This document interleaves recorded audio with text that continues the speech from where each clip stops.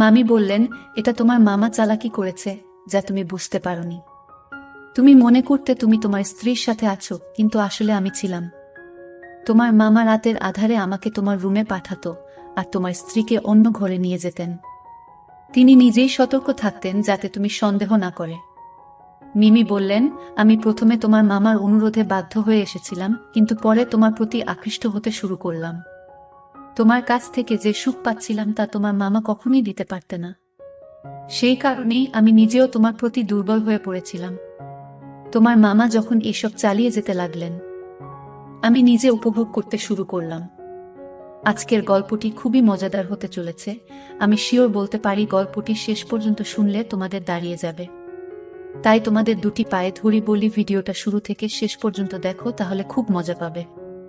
আমি জহির, বয়স 22 বছর। আগে গ্রামে থাকতাম। আমি আমার মামার বাড়িতে কাজ করতাম। মামি দেখতে অনেক সুন্দরী যে কেউ তাকে দেখলে তার প্রেমে পড়তে চাইবে। আমার মামি আমার থেকে বয়সে বড় ছিলেন এবং আমাদের মধ্যে বেশি কথা হতো না। তিনি তার কাজে খুব ব্যস্ত থাকতেন এবং মামার সাথেও কম কথা বলতেন। এক রাতে মামি আমাকে তার রুমে ডাকলেন আর বললেন, জহির, আজ আমার শরীর ভালো লাগছে না, তুমি আমার পাশে শুয়ে থাকো। আমি তার রুমে শুয়ে পড়লাম।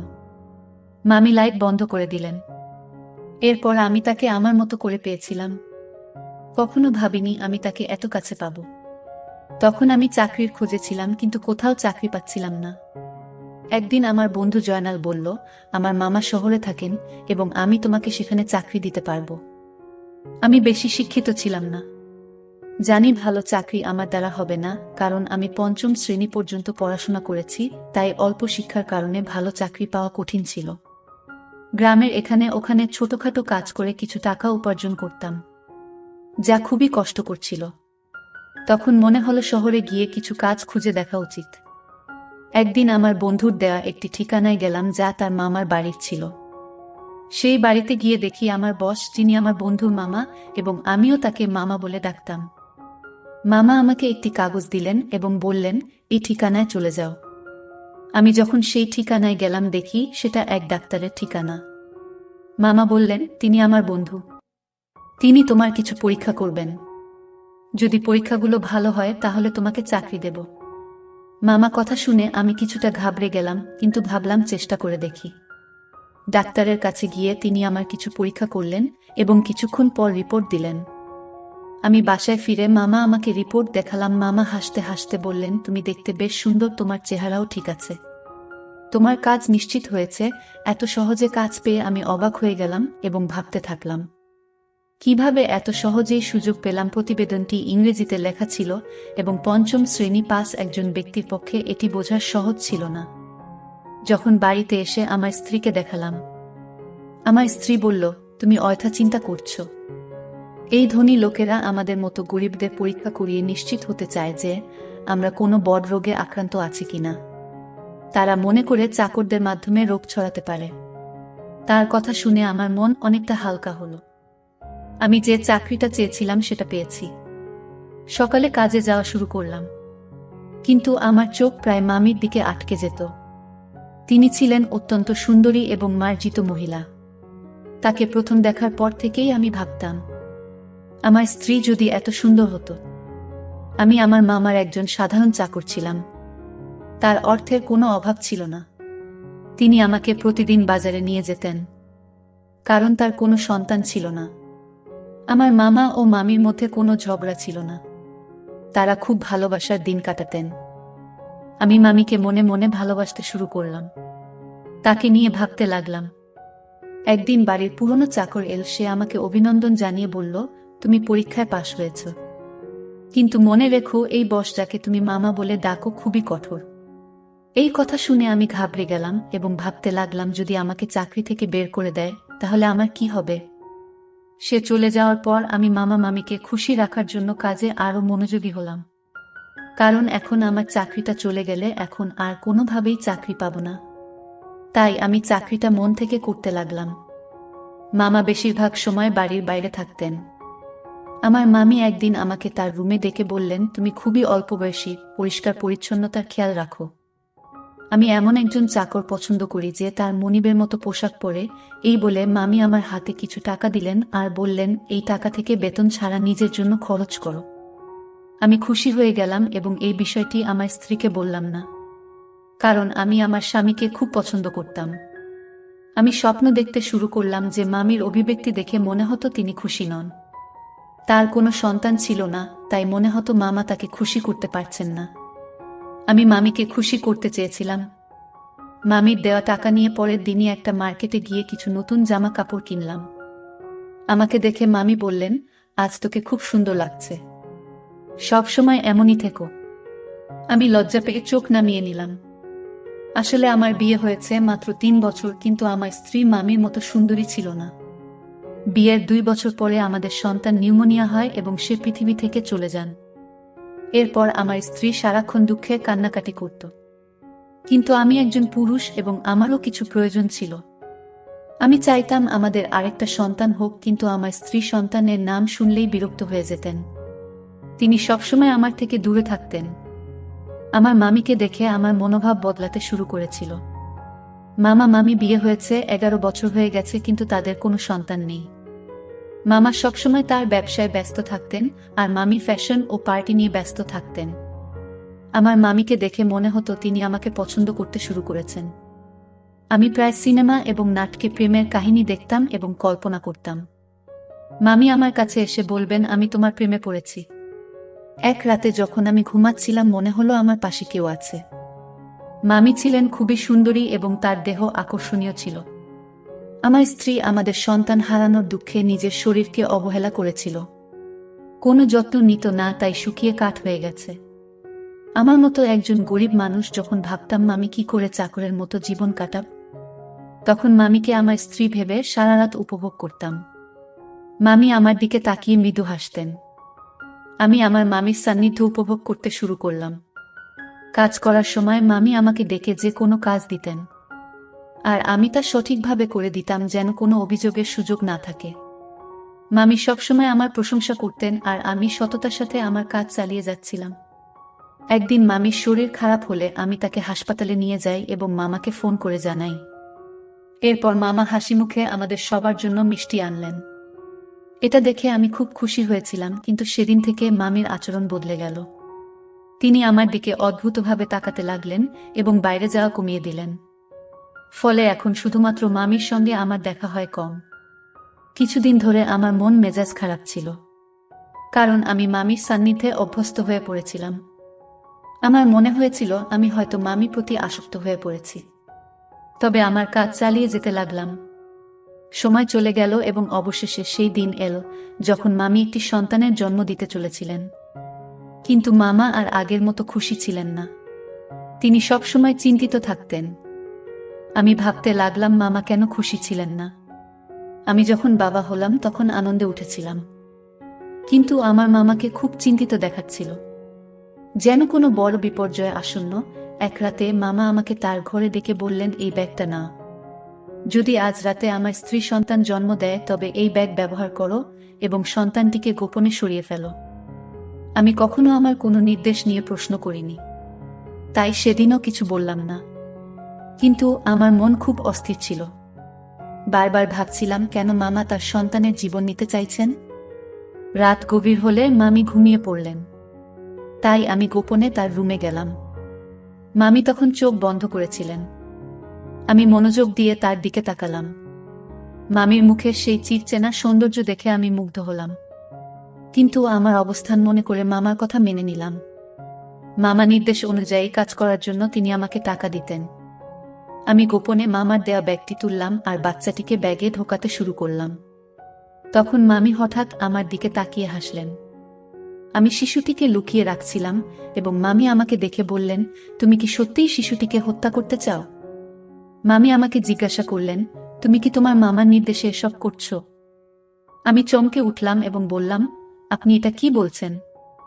মামি বললেন, তোমার মামা এই শিশুটিকে মেরে ফেলতে চায়, কারণ সে ভয় পায় যে এই শিশুটি তার নয়। তার কথা শুনে আমি স্তব্ধ হয়ে গেলাম। আমি অবাক হয়ে ভাবতে লাগলাম, এত কিছুর পরও এটা কিভাবে সম্ভব? মামি বললেন, তোমার মামা সন্দেহ করছে যে এই শিশুটি তার নয়, তুমি এর বাবা, তাই সে এই কাজটি করতে বলেছে। সেই শিশুটির বাবা তুমি। এই কথা শুনে তাকে বললাম, তবে আপনি কেন বলছেন আমি এই শিশুটির বাবা? আমি এসব কথা শুনে স্তব্ধ হয়ে গেলাম। আমি বললাম, আপনি কি চান আমি এই শিশুটিকে বাঁচিয়ে রাখি না? মামি হাসলেন এবং বললেন, এই শিশুটিকে জঙ্গলে ফেলে দিও না, কারণ এই শিশুটির বাবা তুমি। আমি আরও বিভ্রান্ত হয়ে গেলাম, কারণ মামি বলেছিলেন যে তিনি কখনো আমাকে স্পর্শ করেননি। তার কথাগুলো শুনে আমার মনে হলো আমি যেন স্বপ্ন দেখছি। আমি সোফায় বসে ভাবতে লাগলাম, এত সুন্দর একজন মহিলার সাথে যাকে আমি মামি বলে ডাকি, এমন কিছু ঘটেছে কি? আমি মামিকে জিজ্ঞেস করলাম, আপনি এত সুন্দরী, কিন্তু কেন এমন করলেন? মামি বললেন, আমি খুব সুন্দরী, কিন্তু আমার পরিবার খুব গরিব ছিল, তাই আমি তোমার মামার সাথে দেখা করতে এসেছিলাম। তোমার মামা মতো ধনী হওয়ার ইচ্ছা ছিল, তাই আমি তাকে বিয়ে করি। আর সে আমাকে প্রস্তাব দেওয়ার সাথে সাথে আমি তৎক্ষণাৎ হ্যাঁ বলেছিলাম, কারণ আমি ধনী হতে চেয়েছিলাম। আমার বাবা মা ও তোমার মামার সাথে বিয়ে দিতে রাজি হয়েছিলেন, কিন্তু বিয়ের কিছুদিন পরেই জানতে পারলাম তোমার মামার সন্তান হওয়ার সামর্থ্য নেই। অনেক চিকিৎসা করানোর পরও কোনো ডাক্তার তাকে সুস্থ করতে পারেনি। তিনি মা হতে চেয়েছিলেন এবং এর জন্য তিনি যা করতে প্রস্তুত ছিলেন। তারপর তিনি তার চাকরির মাধ্যমে একটি অদ্ভুত পরিকল্পনা তৈরি করেছিলেন। তাই তিনি সবসময় চাকরদের নিয়োগের আগে পরীক্ষা করাতেন। তোমার মামা তোমার মাধ্যমে তার পরিকল্পনা সফল করতে চেয়েছিলেন। মামি বললেন, এই শিশুটি তোমারই সন্তান এবং তিনি চান না যে এটি প্রকাশ্যে আসুক। তিনি শুধু জানতে চেয়েছিলেন তিনি বাবা হতে সক্ষম কিনা। তাই আমাকে চাকরের সাথে ঘুমাতে বলেছিলেন। মামির এই কথা শুনে আমি আরও হতবাক হয়ে গেলাম এবং কিছু বলতে পারলাম না। তিনি বলতে লাগলেন, তোমার মামা আমার জন্য অনেক চাকর নিযুক্ত করেছিলেন, কিন্তু আমি যাকে ভালোবাসার যোগ্য মনে করতাম তাকে গ্রহণ করতাম। আমরা অনেক চাকর বদল করেছি, কিন্তু তোমাকে প্রথম উপযুক্ত মনে হয়েছিল। প্রথম দেখাতেই তোমার প্রতি আমার আকর্ষণ জন্মায়। আমি অবাক হয়ে বললাম, আপনি কখন আমার কাছে এসেছিলেন? মামি হাসলেন এবং বললেন, তোমার মামা এমন পরিকল্পনা করেছেন যে তুমি বুঝতে পারোনি। তুমি মনে করতে তুমি তোমার স্ত্রীর সাথে আছো, কিন্তু আসলে আমি ছিলাম। তোমার মামা রাতের আধারে আমাকে তোমার রুমে পাঠাতেন এবং তোমার স্ত্রীকে অন্য ঘরে অজ্ঞান করে রেখে দিতেন। তিনি নিজেই পাহারা দিতেন যাতে কেউ সন্দেহ না করে। আমি বললেন, আমি প্রথমে বাধ্য হয়ে এসেছিলাম, কিন্তু পরে তোমার প্রতি আকৃষ্ট হতে শুরু করলাম। তোমার কাছ থেকে যে সুখ পাচ্ছিলাম তা তোমার মামা কখনোই দিতে পারতেন না। সেই কারণেই আমি নিজেও তোমার প্রতি দুর্বল হয়ে পড়েছিলাম।